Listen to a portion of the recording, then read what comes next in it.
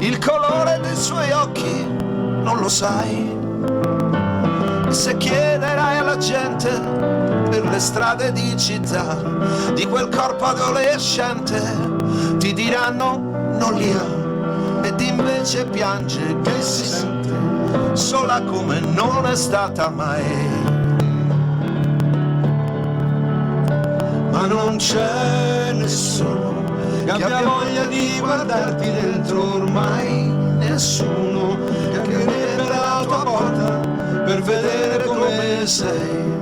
Chi stringerebbe adesso fra le mani quelle tue, ma era tanto grande e importante quell'amore che ti manca ormai.